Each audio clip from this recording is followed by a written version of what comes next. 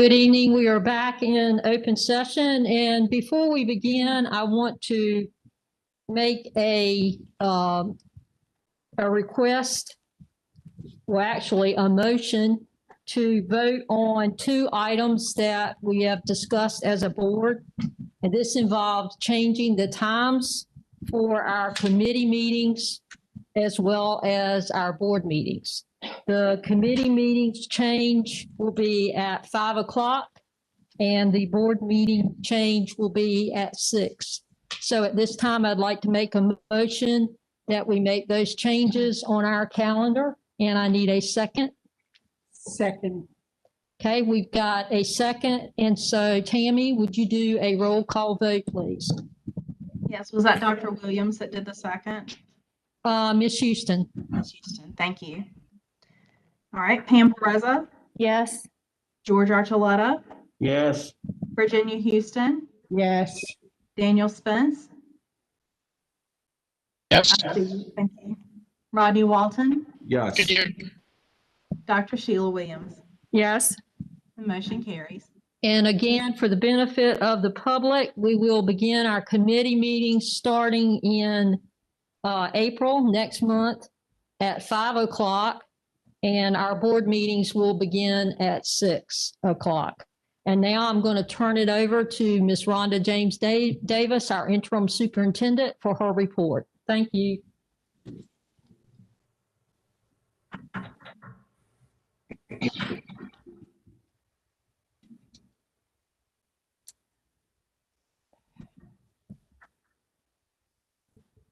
Okay.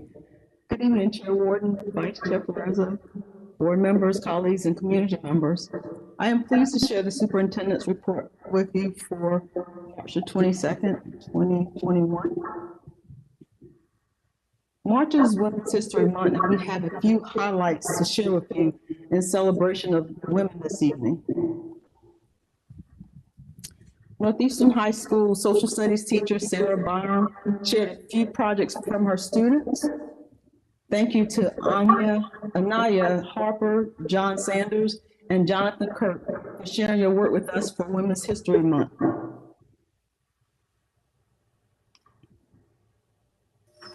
For Women's History Month, students at Northeastern High School were given the opportunity to create projects. We would like to share a few of the highlights with you. The project was optional and students were given a choice board. This would allow for a variety of creative methods to help students showcase their unique styles. They also were not told which women they needed to use. So they were free to create their own project and choose the topic of their project. Anaya Harper chose to write an I am poem and create a bottle person. She was free to choose whatever person she wanted, and the poem needed to follow the I am person format. I am Katherine Johnson. I am smart and driven. I need to prove myself. I hear their smart remarks.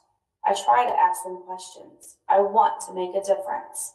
I am smart and driven. I pretend I am one of them. I feel that I am important. I struggle to hold back my thoughts as I touch the edge of acceptance. I understand the calculations. I am smart and driven. I help send them to the moon. I say women can do anything a man can do. I receive many awards, and I see the world slowly changing. I accomplished more than I could dream. I am smart and driven. John Sanders chose to create a website. He used Google Sites to make that happen. His site is all about Amelia Earhart. Jonathan Kirk used the Storybook website to create a children's book. I will read that for you now. Susan B. Anthony by Jonathan Kirk. This book is dedicated to all women. On February 15th, 1820, a little girl named Susan B. Anthony was born. At the time, no one knew what the future held for Susan, but it turns out it would be something incredible. 30 years later, Susan is now an activist for women's rights. You see, way back in the 1800s, women did not have the same rights as men. This is something that little Susan B. Anthony from Adams, Massachusetts was looking to change. Susan came from a family of activists. Her brothers Merritt and Daniel supported the anti-slavery movement. Her sister Mary was a school principal in Rochester, New York, and she was a women's rights activist just like Susan. I will not be confined to a heavy dress. I will wear the bloomer dress as it is more comfortable and sensible, Susan said. This is only the start of Susan being what was considered controversial. In 1851, Susan meets Elizabeth Cady Stanton. This friendship would prove to be pivotal for the women's rights movement to come. Together, these two women would work on making sure that women were seen as equals to men. Men, their rights and nothing more. Women, their rights and nothing less, Susan once said. Elizabeth and Susan had the biggest and best idea. They formed the National Women's Suffrage Association, where they fought for the passage of an amendment to the U.S. Constitution, and this would give women the right to vote. Susan even tried to vote in the presidential election one time and was arrested and sent to jail. Susan would refuse to pay the $100 fine, and this would lead to a trial that would put a spotlight on the Women's Suffrage Association. Had it not been for Susan and Elizabeth being the driving force behind the fight for women's rights, who knows if or when there would be a time when women would be seen as equals. After many years of activism, Susan would die in 1906. She will be forever known as one of the most famous women's rights activists. Thank you for allowing us to share our student.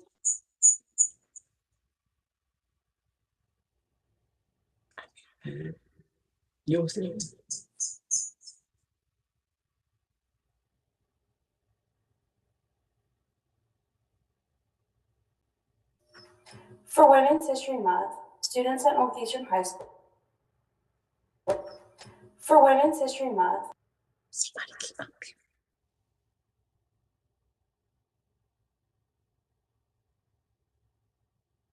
Vice President Kamala Harris. The students even called Vice President Harris to tell her what they would like to be when they grow up. Oh, right.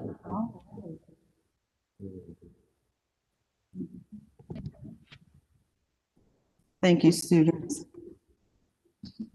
Chair Warden, Vice Chair Pereza, board members and colleagues, as part of Women's History Month, I wanted to include a slide to let you and others know that Interim Superintendent Rhonda James Davis will be honored by the 100 Black men on Thursday evening as they celebrate Women's History Month. This will be a virtual event and the link will be shared with board members. Congratulations, Ms. James Davis.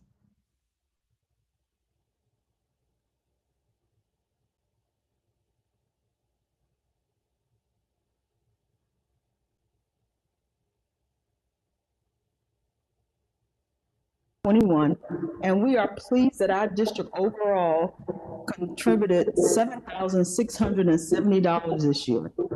Thank you to everyone who participated in this annual campaign for United Way. All right, so we have designated rain dates for graduation. This year, should events have to be held outside, we want to have designated rain dates so families can plan around the dates, even if we have inclement weather. And you can see those dates are listed for both the planned graduation day as well as the rain date.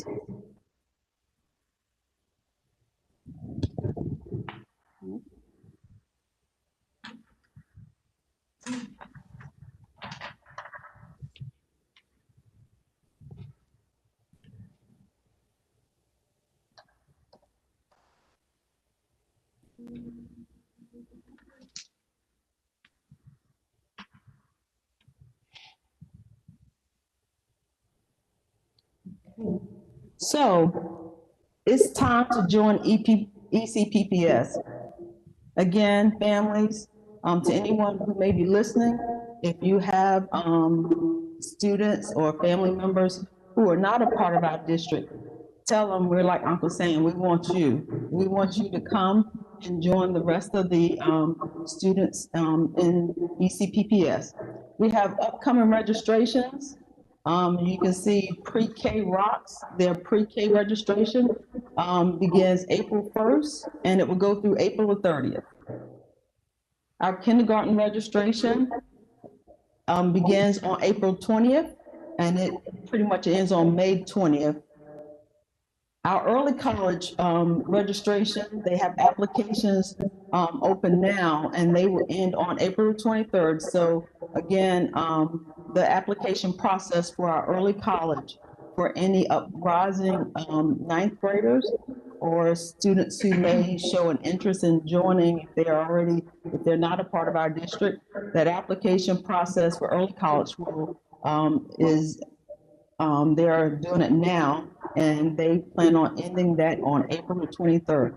So again, families, if you know any families to the general public, we want your children in ECPPS. So please come and join by attending those, pay attention to those dates. And if you need more information, just please call the schools where you may be interested or call district office and we'll get you more information.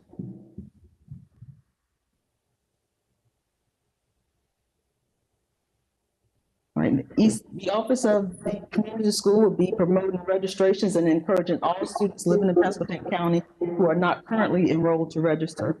And now, ECPPS is excited and busily preparing for additional students to return for in-person instruction on April the 12th.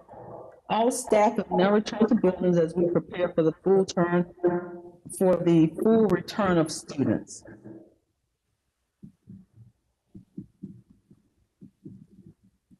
A survey was sent out last week for parents to select Plan A, or if they want remote learning for their child for the remainder of this 2020-2021 school year. And you can see here some of the results of that survey. We had 3,863 families to complete the survey. We have, of those 3,863, we have 2,505 students requesting in-person instruction.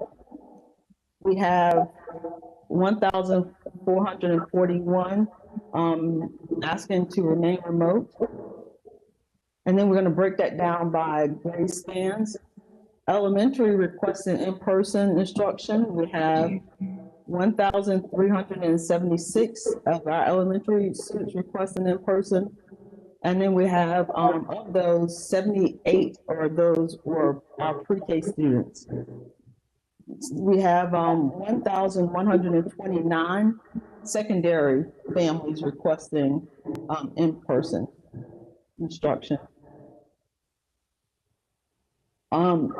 So, and if you want individual breakdowns, I did ask Ms. Sawyer if she could pretty much show you on the individual breakdown of schools if anybody would be interested in seeing that. We just gave it by the grade spans. All right, so now at this time we're going to ask Ms. Hill to come in. She's our transportation director to give us a transportation update as we're preparing. Good evening, Chair Warden, Vice Chair Pereza, Superintendent Rhonda James Davis, board members and colleagues. I am here to discuss the routes plans for that. When I left the office to come here this afternoon, I was able to, with what is currently on the spreadsheets from the survey, complete 3 schools. I've got Weeksville Elementary completed, the early college is done, and my pre-K students are done as of right now. Still working on Central, J.C. Sawyer, Northside Elementary, P.W. Moore, Pasquotank Elementary, Sheep Kearney, ECMS, PCHS, River Road, TRIG, and Northeastern High School.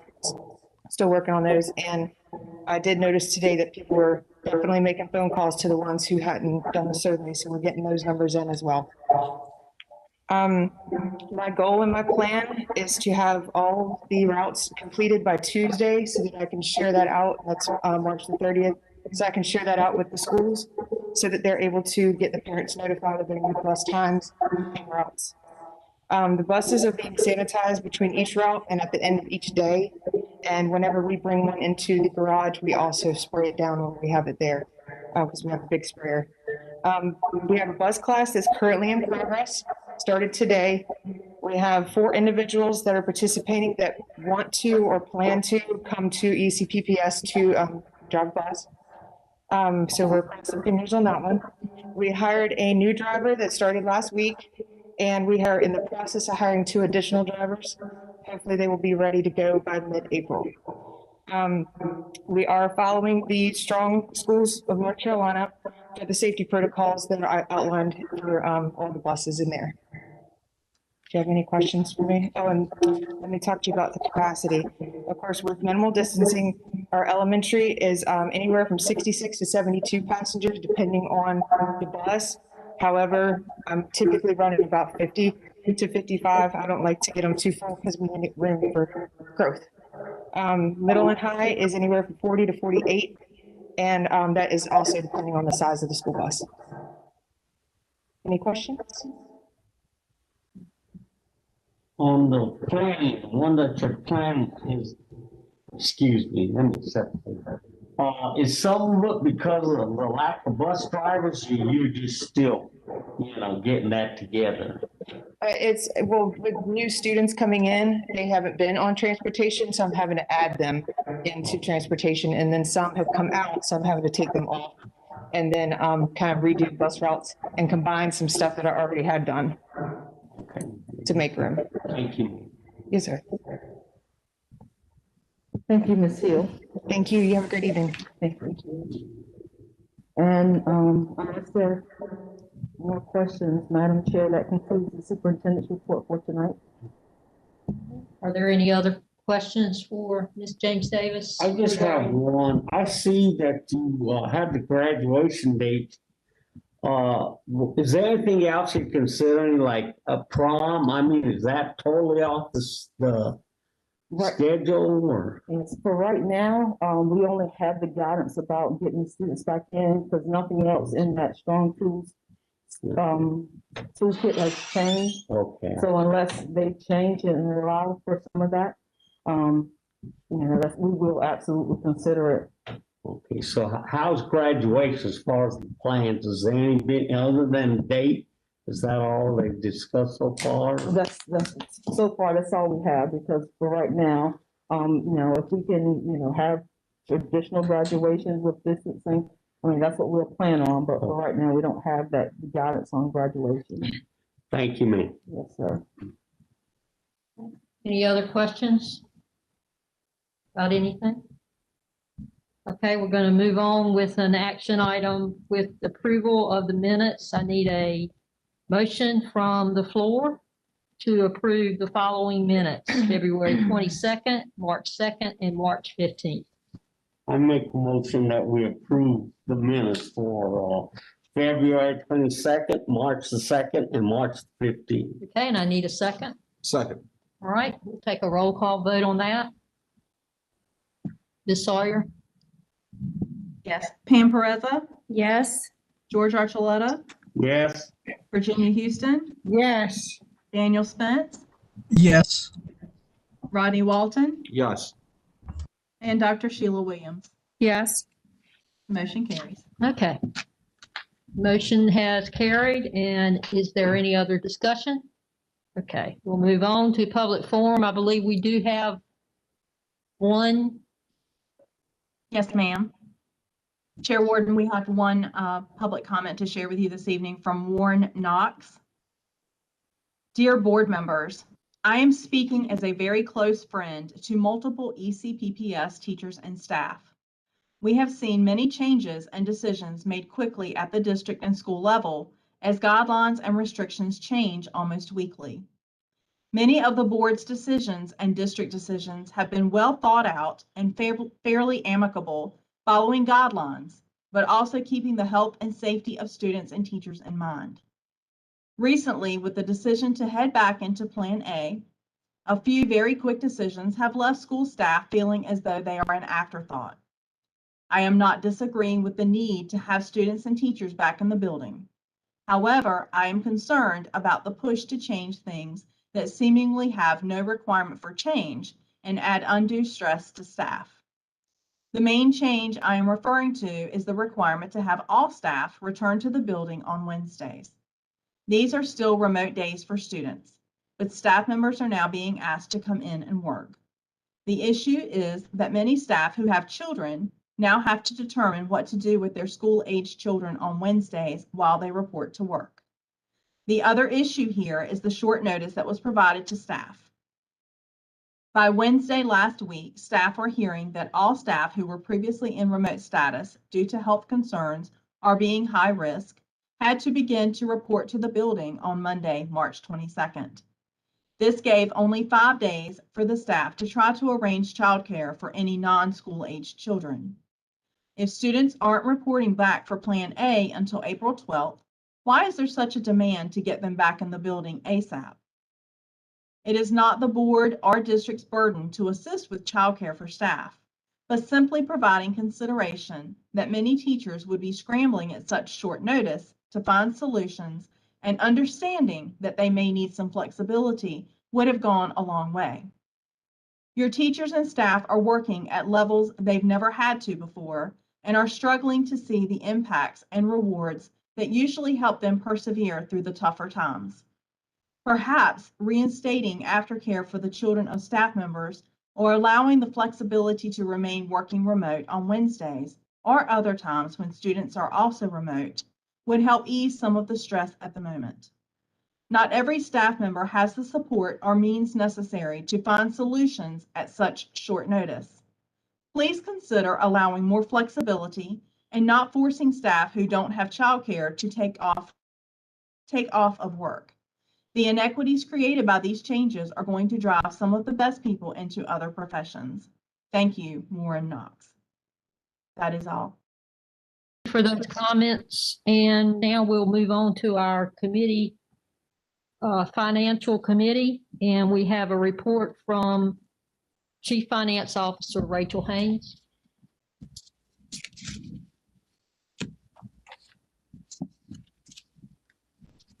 Chair Warden, Vice Chair Perez, Interim Superintendent James Davis, and board members, good evening. We wanted to share with the board information related to installment payments for 10-month employees. As part of the statewide system modernization project, beginning with the 2021-2022 school year, the Department of Public Instruction will no longer support the installment pay system. However, school districts are required to provide an option for teachers to receive their 10-month pay in 12 installments. ECPPS will meet this requirement by offering employees the opportunity to participate in the State Employees Credit Union Summer Cash Program, or employees may elect to have a portion of their net paycheck direct deposited to another account at any bank of their choice. ECPPS is not endorsing or recommending any particular option. Again, changes will not be made until the 2021-2022 school year. A memo will be sent to staff tomorrow morning. A Q&A document has been started, and we'll schedule meetings as necessary to be sure questions are answered. So are there any questions?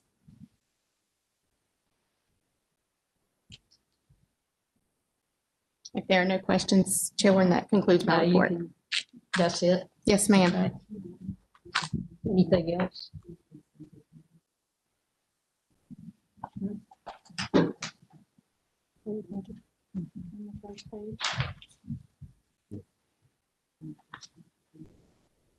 All right. These are items that the board discussed and approved for the consent agenda that involve budget amendments, and we need action taken on those. So I need a motion from the floor to take action on those. I move that we approve the budget amendments for number 106, 203, and 306. Okay. And a second? Second. Tammy, did you get that? The motion and the second? Yes, ma'am. Was that for the entire consent agenda or just FBO2? It was for the fundraisers and the budget amendments. Yes, ma'am. Roll call. Pam Pereza, Yes. George Archuleta, Yes. Virginia Houston, Yes. Daniel Spence, Yes. Rodney Walton, Yes. Dr. Sheila Williams. Yes. Thank you. Motion carries. Okay, thank you. All right, now we're going to move to the calendar revisions for 2020, 2021. And they're going to be presented by Dr. Amy Spencer, and we will need to take action on these items. Good evening, Board Chair and Committee Chair Warden, Interim Superintendent Rhonda James Davis, board members and colleagues. In your packet is FBT 05. We are requesting a calendar revision to provide 2 mandatory teacher work days to prepare for additional students to return to in-person instruction. The calendar revision will be for next week, with changes on Tuesday, March 30th and Thursday, April 1st. These 2 days will provide opportunities for the teachers to engage in district PD and school level PD on social and emotional learning. Additionally, it will provide time for teachers to prepare their classrooms for additional in-person students. In looking at the document, you will see that March 29th is a blended learning day, and there is no change requested for that day. March 30th, we are requesting a mandatory workday with remote learning for students. March 31st is already a remote learning day, and we are not requesting a change to this day. April 1st, we are requesting a mandatory workday with no school for students. End of year workdays will remain the same unless the board would like to change 2 of the mandatory workdays to optional days in June. This concludes my request for the calendar revisions. Are there any questions?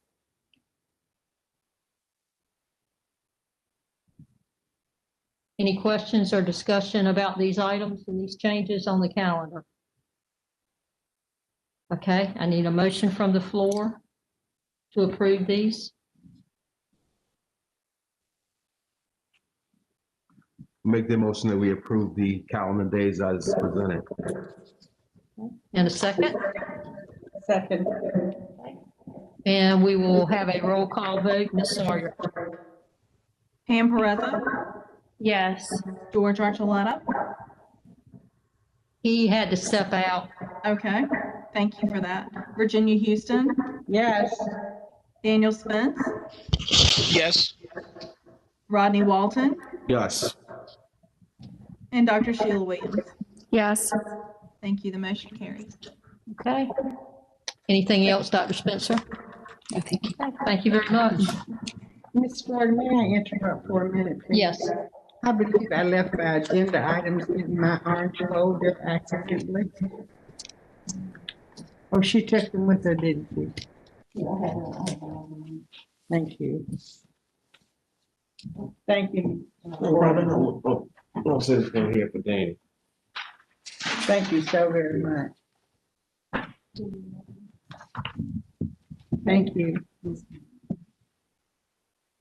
Okay, we're going to move on to personalized education, and Ms. Pam Perezza, if you will take that, please. Okay. We have curriculum updates that will be presented by Dr. Amy Spencer.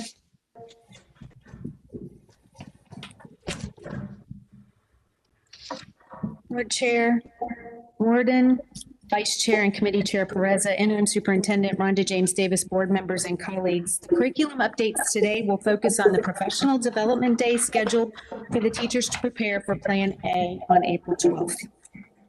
We have contracted with 2 outside groups to provide social and emotional PD for support for students and staff as we transition to more in-person learning.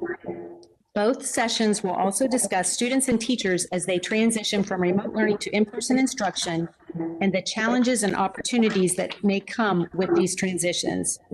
These 2 groups have provided professional development for ECPPS this year on social and emotional learning, and these follow-up professional development sessions will help teachers take the information they have received to date to help raise awareness while providing strategies to implement in their classrooms immediately. There will be an elementary, a middle, and a high school session offered by each person or their team. One professional development session will be offered by mental health change agent and author Rashaan Miller. He is a therapist, speaker, and award-winning social entrepreneur. He is a licensed professional counselor and services individuals spanning all ages with a goal of helping each person understand and take accountability for their mental wellness. He founded Eustress Inc., a nonprofit organization that focuses on raising mental health awareness through conversation and activities to break the stigma associated with mental illness in Brown and Black communities. Rashaan has worked in the mental health field for over a decade, understanding the challenges faced by individuals with limited resources. Rashaan has done sessions with our teachers as well as our principals. The second session that will be offered will be from Stacy Ribberty and her team from the Resilience and Learning Project through the North Carolina Public School Forum. Stacy and her team will work with teachers on how to implement wellness and mental health strategies in their everyday classroom lessons. Stacy and her team have done several sessions with us, including webinars and panel discussions. The work they have done with the district and several of our schools has been featured in presentations and articles across the state. At the school level, teachers will be given the opportunity and time to create lessons for their classes with embedded social and emotional strategies based off of the North Carolina Social Emotional Learning Standards maps provided by the North Carolina Department of Public Instruction. The goal of these sessions at the school is to take information that teachers have received and provide the time and space for them to create the lessons and apply what they have learned. And this will include information that will help with meaningful lessons that will address some of the issues and needs that the students and the staff have. Are there any questions on that portion before we go to the Consolidated School Improvement Plan updates? This will be across the board, all grade levels, correct? Yes, ma'am. So everybody will be participating in the activity at the same time, or? So what we have done is we've created the opportunity for there to be 3-hour sessions provided by 3 one-hour sessions from Rashaan Miller, and then also 3 from Stacy Ribberty and her team. Okay. So there will be an hour for elementary, an hour for middle, an hour for high school, and then while they are participating, you will be switching off. Okay. And so you will have those 2 opportunities from those 2 groups at the elementary, middle, and high. And then additionally, we will have the opportunities for the teachers to actually immerse themselves in the resources that are available, and then being able to actually look and see, what does this mean and how can we make meaningful lessons and actually plan for those. So that way, when they start school on the 12th with the in-person students, with the additional students coming, they'll have lessons that are already created and planned. Okay.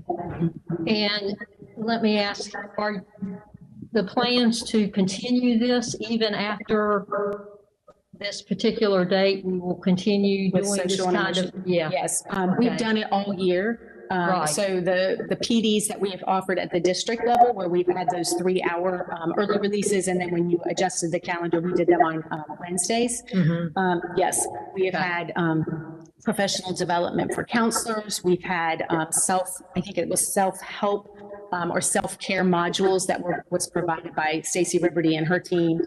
So there's just been a lot of opportunities. And then in addition, there's been some things done at the school level as well. Okay. So it will continue to be a very intentional and focused. And these are things that will also benefit our staff, not just our staff Absolutely. people, not just the students. Absolutely. Okay. And so when we talk to them, Mr. Lane and myself, we met with them and we said, you know, what would it look like if we actually engaged the teachers in some of those activities? And so whenever they're involved in that training, they will also be experiencing some of those strategies themselves. Okay. And so what would this mean for me? But then what will this look like for my students? Great. Absolutely. Thank you. The teachers committed to these, have they been attended well?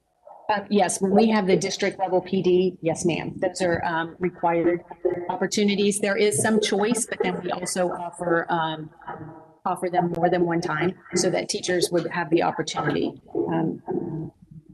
Thank you. Any other questions? Yes, Dr. Smith, is there any early reporting coming back from the Sylvan program or the Learning Pods? So the learning pods, we have had one organization that has signed the memorandum of understanding, and we just received that. So we will be moving forward with that. As far as Sylvan, I did give an update last week at the committee meetings, and that is the most recent information that I do have. Yes, sir. Any other questions for Dr. Spencer? Okay. Thank you. Finally, tonight, we will hear consolidated school improvement plan updates from 4 schools. As stated previously, these updates include the goals and strategies that have been developed to improve identified areas of weakness, analysis and the evidence to determine how effective the strategy was and the impact it had toward meeting the goals, and the next steps determined to achieve their goal will be presented in the updates this evening. Tonight, you will hear from Principal Reese on HLTRIG updates, Dr. Nathan Soul, Principal at Northeastern High School, Principal Tony Coley from Northside Elementary School, and Dr. Katina Jones-Wafels, Principal at Sheparney Elementary School. Each principal will have 5 to 7 minutes to present their updates. They will answer any questions you may have at the conclusion of their presentation. And we will begin with Principal Reese from HLTRIG.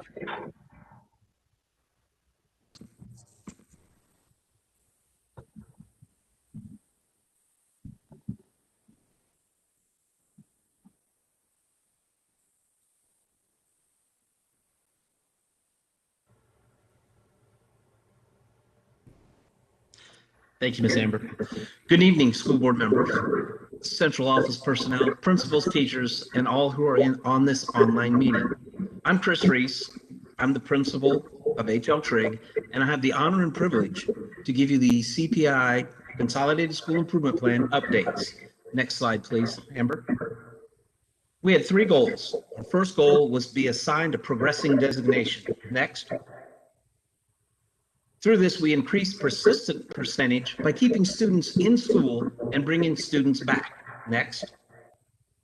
This past year, we had 11 graduates, 3 of which were previous dropouts, and 5 had been retained or were older for their grade. Next. We had implemented attendance phone calls, meetings. Next.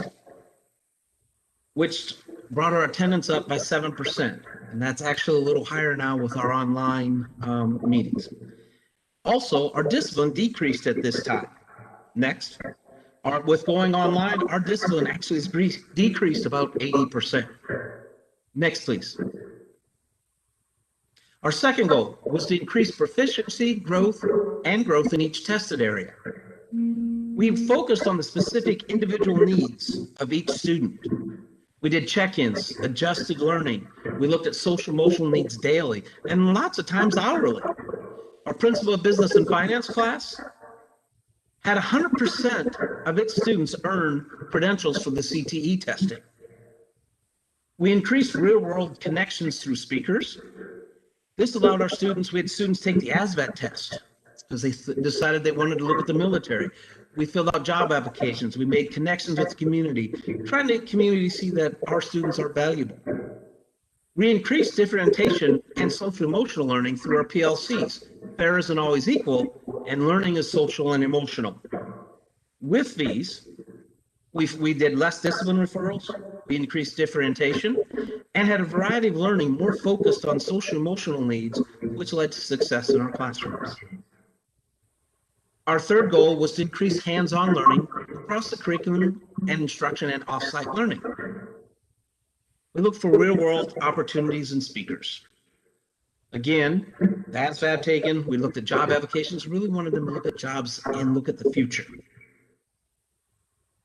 We earned the Lowe's grant and NC Beautiful grant. Both of these helped us put in raised garden beds, and we used our core subjects and integrated online field trips to get our students to see the connections to the world. We also did a cross-curriculum study on famous unknown people. And what we did is we used history and English to look at these unknown people. We have lots of people in the world that have given tremendous strides to our world and to our country, and very few know of them. And we worked on those with our students, and they gave a presentation to the whole school. We also did college visits to ECSU. We went for math, history, and science. We used the planetarium, and we also used online college visits. We wanted to see the relevance, kids to see relevant that this is not out of their reach. We wanted them to see what careers were possible and what jobs are out there for them. First semester this year, it was tough. Our students only passed about 30% of their classes. That wasn't good enough, so we made adjustments. The adjustments for first, we held meetings with base schools. In those meetings, we had principals, APs, counselors, curriculum, EC teachers. We discussed each student needs in depth. Then the base schools went back and matched these needs with specific teachers. Next. Then we met again and went through the schedules. Next.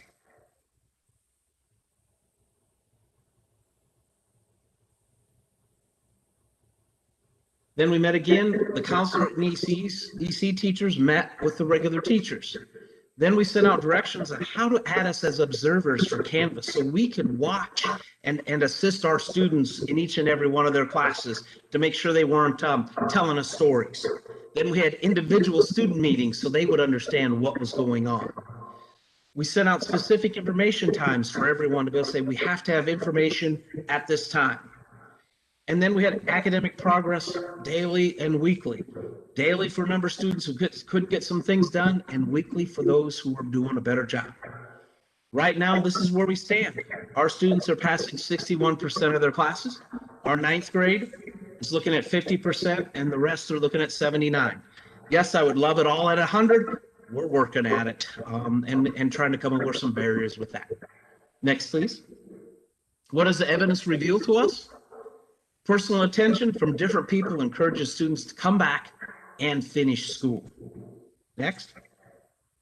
Personal contact makes a difference. Phone calls, emails, meetings, virtual meetings, all make a difference in our kids.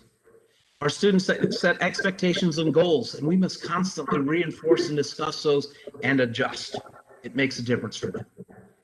We have to constantly individually adjust, and we do those as needed.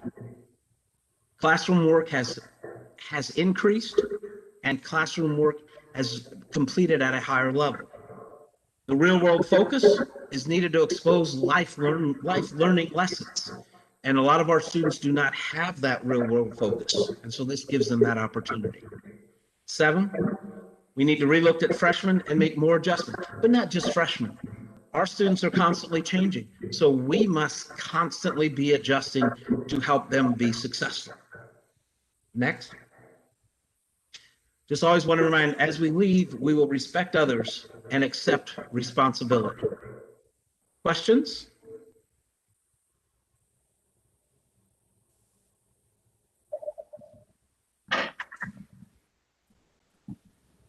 Are there any questions for Mr. Reese? Thank you, Mr. Reese. Thank you very much. Thanks for your time, everybody. Thank you, Principal Reese. We will now hear from Dr. Nathan Soul, Principal at Northeastern High School. Good evening, Chair Warden, Vice Chair Perez, board members, Interim Superintendent, Ms. James Davis, and colleagues. I'm excited to share this consolidated school improvement plan update. This is a picture outside of that was a picture outside shortly after I started in February, and I just thought it was so beautiful and captured a lot about what's great about Northeastern and the campus. Next. The first couple weeks in February while I was there, a lot happened. We had some guest speakers that came in virtually for Black History Month, and you can see Sergeant Daniels and the football team played, and the Eagles were there, and so there's just a lot of excitement right away. And go ahead next. I'd like to just share some school data. Well, we can see the trends that have been shared in the past, and we have completed EOC data for our tested subjects. We don't have all of our fall EOC data completed yet, so we're continuing to do that. But right away in our PLCs, and I'll share more later, we're noticing trends for subjects and where we really need to concentrate our efforts. Okay, next. The goals for the school improvement plan, we have 4. The first one is the environment of the school. physical, social, emotional, behavioral is safe, welcoming, conducive to learning.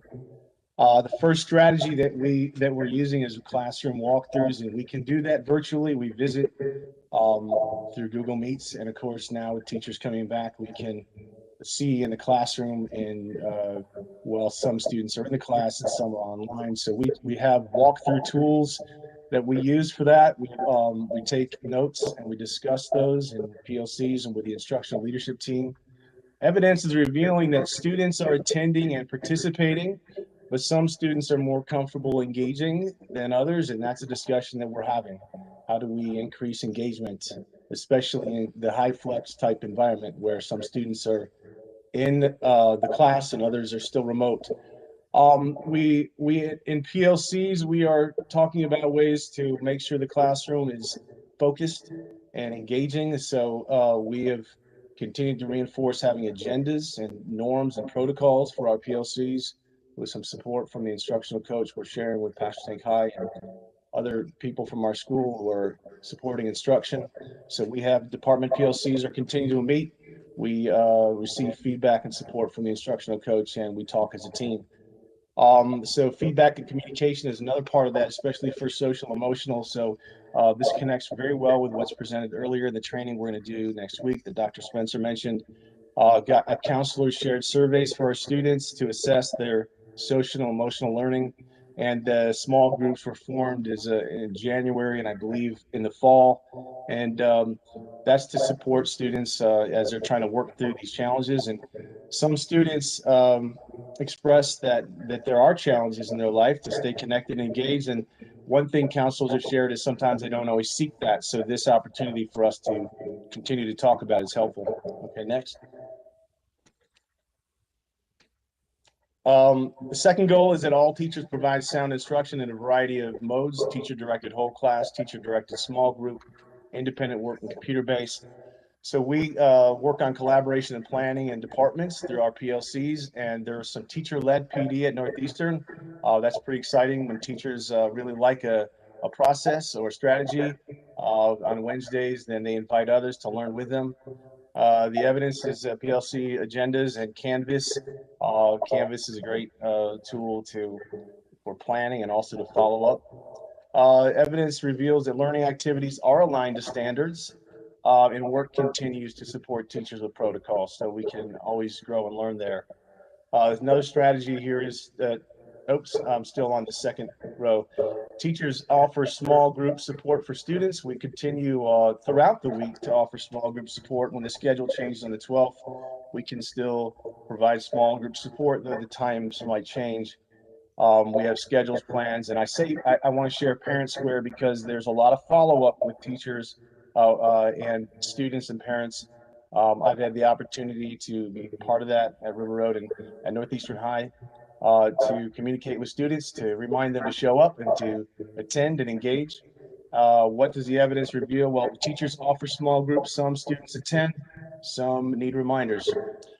We also have formative assessments. We're talking about the purpose of formative assessments and flexible standards-based assessment to support mastery.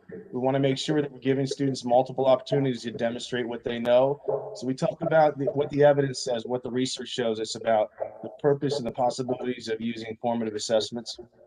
The evidence shows that teachers understand formative assessment and continued support with implementation will be helpful, which is what we're doing in PLCs and through our departments. Okay, next. All teachers, goal number 3, employ effective classroom management and reinforce classroom rules and procedures by positively teaching them. Well, things have changed since this first began last year, but we still discuss restorative discipline practices when students may struggle with certain protocols or expectations. The goal is to teach and to bring them back in. So, but there have been minimal suspensions since this was first presented. The evidence reveals that behavioral issues in the pandemic are different, especially remotely.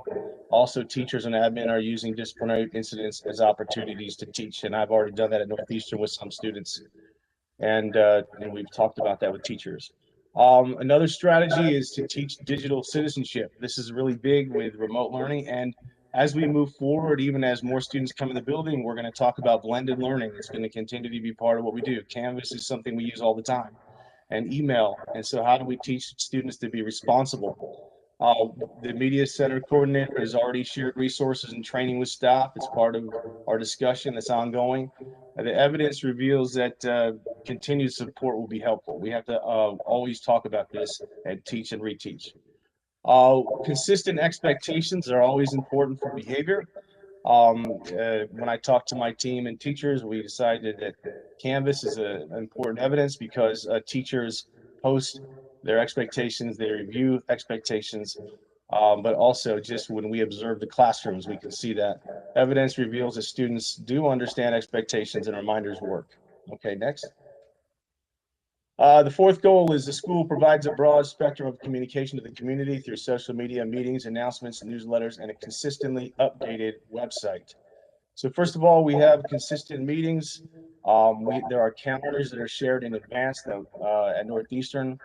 There are agendas for our PLCs and other meetings. We have a parent sit rep who comes to our school improvement team. Communication goes out early. In Parent Square, teachers are using Parent Square, administrators use Parent Square, and so that does work. Evidence reveals that regularly scheduled meetings are established and parents receive communication in multiple ways. Social media, we do have a school page, Facebook page. I was just in touch with Ms. Lawson to update our Facebook page for some events and the survey. There's a weekly Eagle News that Ms. Bell and others have worked on so that there's a news sent to students and families.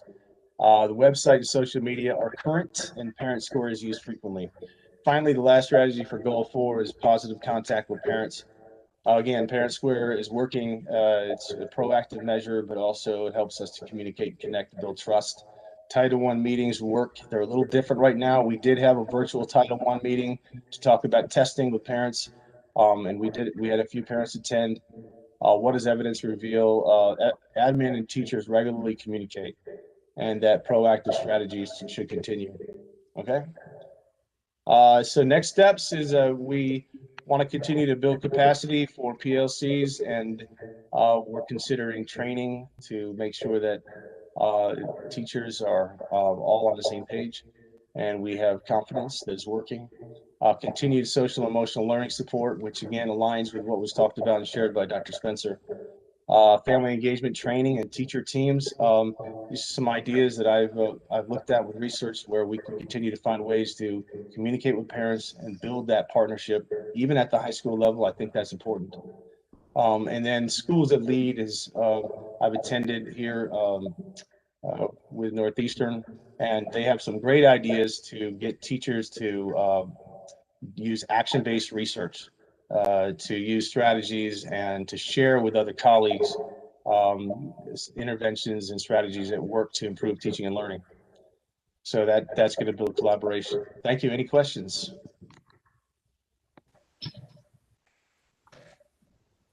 Are there any questions for Dr. Soul? No? Thank you, Dr. Soul. Thank you.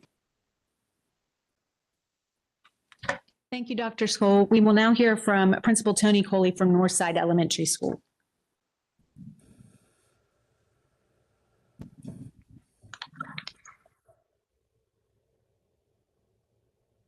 Good evening, board. Good evening, Chair Warden. Good evening, Vice Chair Pereza, and our Board of Education, along with our Central Services personnel. Thank you for allowing me the opportunity to speak briefly about the updates that we have at Northside Elementary School. Next slide. All right, a little bit about Northside Elementary School. So please come and walk and talk with me, and we're going to share where we are right now and the travel along the way that we have come. Next slide. So if you can look at the details that are before you, we have 32 teachers present on our campus. 2 are nationally board certified. 67% of our staff have over 10 years of teaching experience, and less than 3% of our staff fall in the range of 0 to 3 years of teaching experience. 58% of our students have free or reduced lunch prior to this school year. Next slide. If you are here, you can take a look at exactly our school demographics and our student population. Next slide. So goals and updates as it pertains to Northside Elementary School. So the things that we're planning to do, our goal is to meet campus expectations of scoring at least 60% building-wide in the areas of reading and math, along with increasing our writing skills across campus. Some of the ways that we'll be doing this is using AVID strategies. And our AVID strategies, they co-align with what is called Wicker strategies. So Wicker stands for writing, inquiry, collaboration, organization, and reading. Our goal that we're looking to this school year is to pick up where the school previously was, focusing on our writing and our organization. And we do this a number of ways, K through 5, and in the upper grade levels, it looks a little different, actually compiling notebooks through our support services and our REACH team that we've used in the past. So all of our teachers have a literacy goal pertaining to their professional development plans to ensure that that literacy, that reading and that writing coincides with our building expectations. Also, we use our iReady data for the beginning of the year, diagnostic for our students, the middle of the year diagnostic that was taken back ending January, and using that software with fidelity so that we can see exactly where our students are as they're working along their paths of mastery. So recently we've just celebrated, again, 50 minutes plus all across the building in the areas of K-5. Kindergarten through 5th grade has celebrated 50 minutes or more with each student ascertaining this goal throughout their grade. We do shout outs for our Ready on our campus, to our remote students, and to our face-to-face students, giving certificates and praise and prizes. We also do number talks, and classroom teachers and support staff do small interventions throughout their day, each day to focus on this goal. Next slide. So again, let's talk about where we are for the 2020-2021 school year. So better meeting the needs of our social and emotional students. So we're doing these in a variety of ways. So this objective here was to reduce the number of office discipline referrals by 15%, or no more than 70 for the school year, being the largest elementary school in the district. So currently, right now, we have 3 office referrals with everything considered, 2 bus related and a disciplinary referral, and 1 isolated school referral. So this was the goal set about from our 2018 and 2020 teacher working condition surveys that our staff said that we would like to have prior to myself and our assistant principal on board. Again, we're looking at responsive to classroom strategies. Our school counselor does a great job of meeting with our students in small groups and individually. Again, this is reinforced with PBIS incentives, clubs. Next slide. So one of the things that we are doing as this is continued, we're looking to finalize and create a mentoring program, and we're doing that through the avenue of Schools That Lead. So with Schools That Lead, it's a project that we were able to work with through ECPPS, and we are able to look at other schools who have effectively implemented a mentoring program even in our hybrid schedule or the times that we're in. So we're looking to finalize that starting with our 5th graders and have non-instructional support staff reach out to a student in need and continue to encourage that student and check on them along with guidelines and restrictions set forth by administrators and our counselor. Next slide. providing professional development for staff, having the opportunity to have Wednesdays being our remote day. As you can see, we will provide, in our goal closing the year, 5 professional development sessions and utilizing the second and the fourth Wednesday of each month.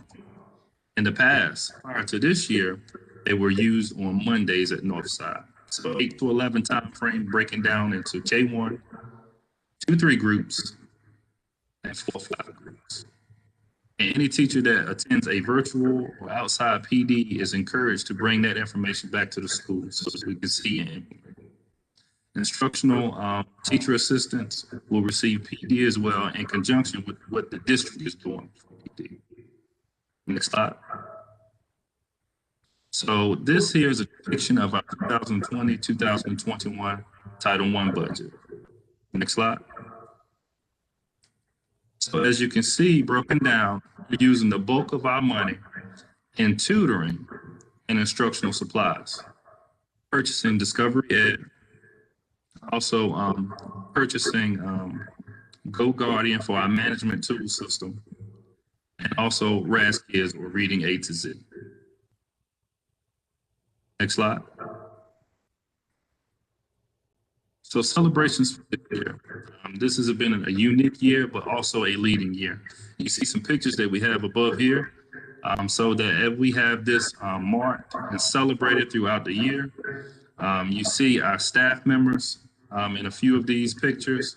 Also, you see what is a young man, I guess, dressed in the cat and hat opportunity and costume for our Dr. Seuss Read Across America Week. Also, through our Title I event in December, our students, along with reading with our media coordinator, got a chance to visit with Saint Nick himself as he was displaying some dance moves. So we have, great goals that we look forward to and updating. Thank you for the time. And I will be remiss if I didn't mention our lovely assistant principal, Mrs. Brothers, and our instructional coach, Mrs. Schiffbach. Next slide. All right, any questions that I can entertain?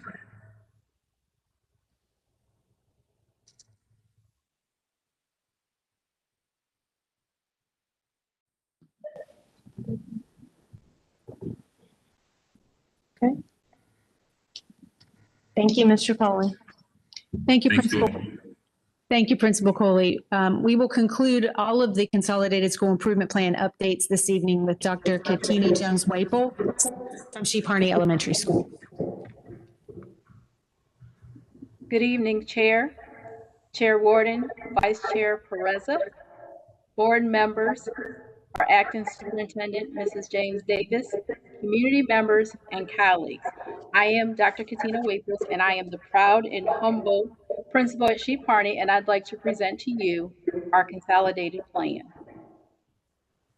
Who are we? Sheep Harney has 10 pre-K and 20 K-5 classes. Sheep Harney has the highest overall poverty rate in the district. We have the highest ESL population at the elementary level in the district. And I am proud to announce that for 4 consecutive years, 100% of all of our teachers have met or exceeded growth expectations in EBOS. Additionally, for 5 consecutive years, Sheep Harney has met or exceeded growth on the North Carolina report card, something that we are very extremely proud of. This was the year of change for us. This was the year where we were put in the newspaper, and for us as a school, this is when we realized that what we were doing was working. So this is a moment in time that we were very proud of.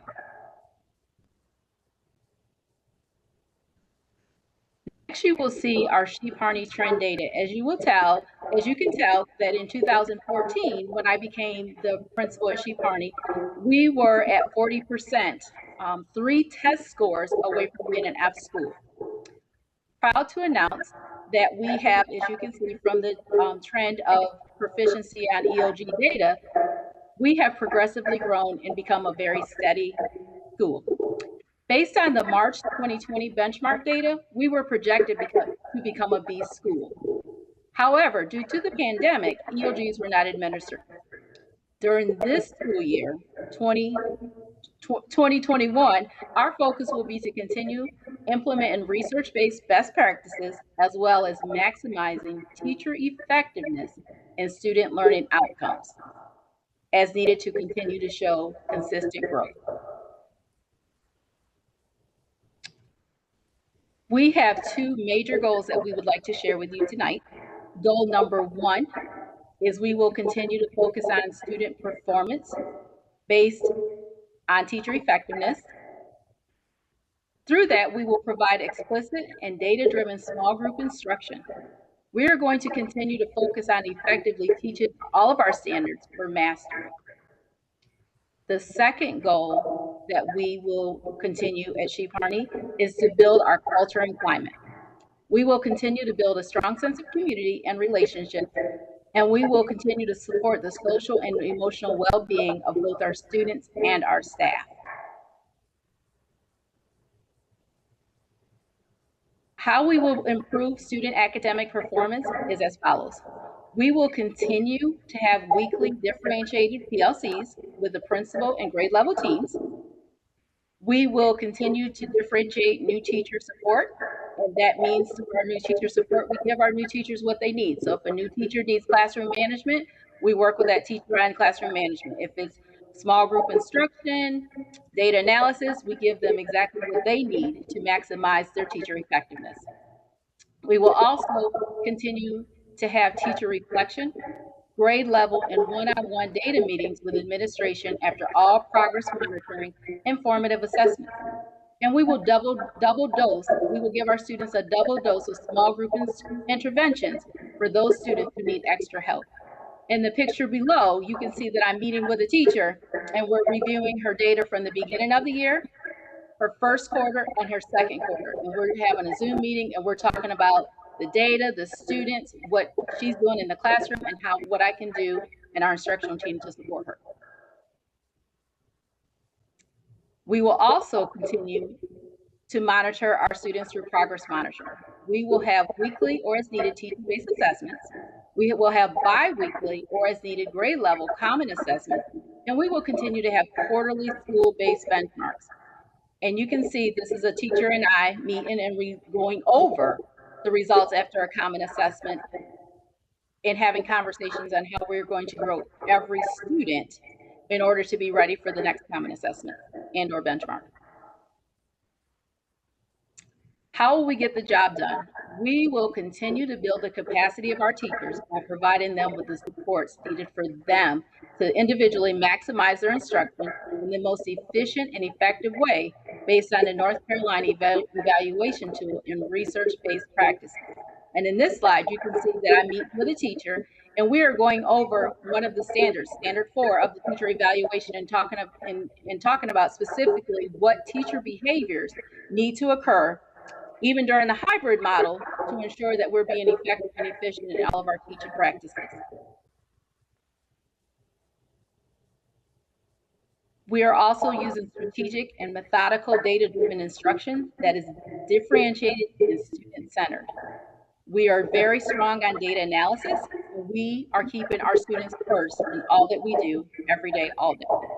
And again, you see another picture there of the teacher and I going over benchmark data, and we're talking about, the growth and what we need to do to move from red to yellow to green to blue, light blue to dark blue.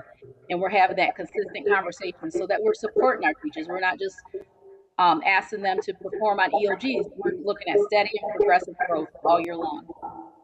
Whether we're learning from the classroom or the classroom. Our goal number 2, we will continue to work on our culture and our climate. We will do that in terms of building relationships and enhancing our students and our staff. We had our meet and greet in August. We had our virtual Read Across America community involvement in March. We will have our virtual math and music integration week because we're A+ school in April.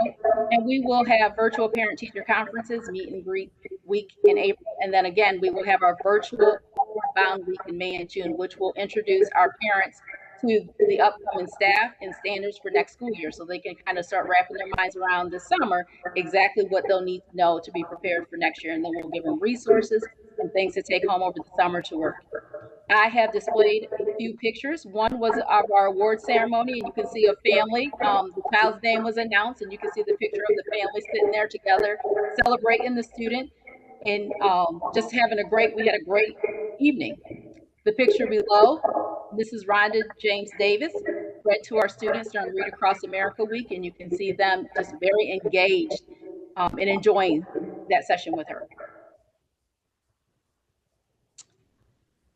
There's a few more pictures I want to share with you as we continue to celebrate and praise our staff. We have our Teacher Assistant of the Year.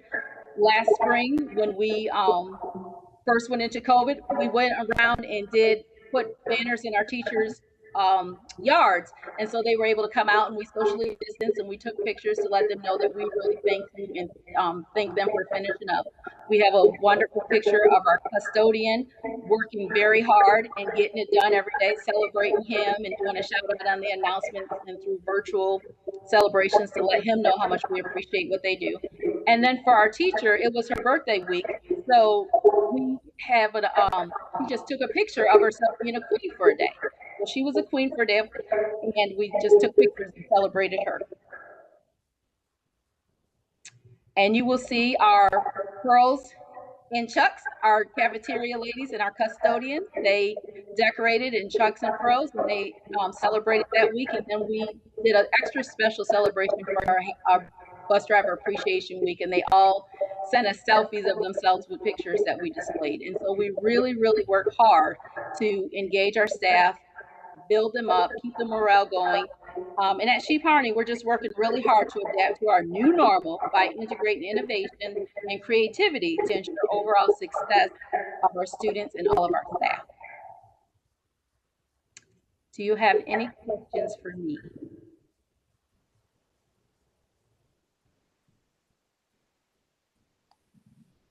Are there any questions for Dr. Waples? Okay, thank you, Dr. Waples. Thank you. Thank you, Dr. Waples. Thank you. Vice Chair and Committee Chair Pereza, that concludes my report for this evening. Great, thank you so much. That's it. Okay. Any other comments or discussion at this point, questions? I would like to thank the principals for sharing their information tonight, and I would also like to commend them for the efforts they put into this COVID year and continue to persevere through to the end. And keep up the good work, stay creative. I mean, these are unprecedented times, so we have to think out of the box when we come to the table with what we're going to do to continue to educate our students. So I want to congratulate all of you and tell you to keep up the good, hard work. Thank you. I'll echo that, Mr. Walton. Okay, now we're going to turn to our Excellent Educators Committee. Dr. Williams. At this time, we have been shared some information in closed session that we will need to vote on. But I think before we begin with that, we have a selection for the Teacher of the Year representative for the board. Did we make a decision on that? I sent out an email to all the members to get a volunteer who would love to do this, emphasizing that this is an excellent opportunity, especially for our new members, to have a chance to see our professionals in action. And I'm delighted to say that one of our new members immediately responded that he would love to do this, take on this role, and that is Mr. Daniel Spence. So Mr. Spence will represent us this year on the Teacher of the Year Selection Committee, and we are delighted about that. Okay, good. Thank you, Mr. Spence. Okay, so at this time, I'd like to get a motion on the action items shared during closed session. Madam Chair, I move that we act on the action items that were discussed in the open meeting and accept the recommendation. Okay, thank you. And a second? Second. Roll call vote, Tammy? Pam Pereza, Yes. George Archuleta, Yes. Virginia Houston, Yes. Daniel Spence, Rodney Walton, Yes. Dr. Sheila Williams. Yes. Thank you. The motion carries. Thank you, Ms. Sawyer. Is there anything else, any other business that we need to discuss at this time? Ms. James Davis, anything? Anything at all? Okay, with that, I would like to have a motion to adjourn this meeting at this time. I'll make a motion that we adjourn the meeting. Second. It has been moved for an adjournment and seconded. All in favor, show of hands. Okay, thank you for joining us tonight, and we will adjourn at this time. Ms. Warden, was that unanimous? Yes. Thank you.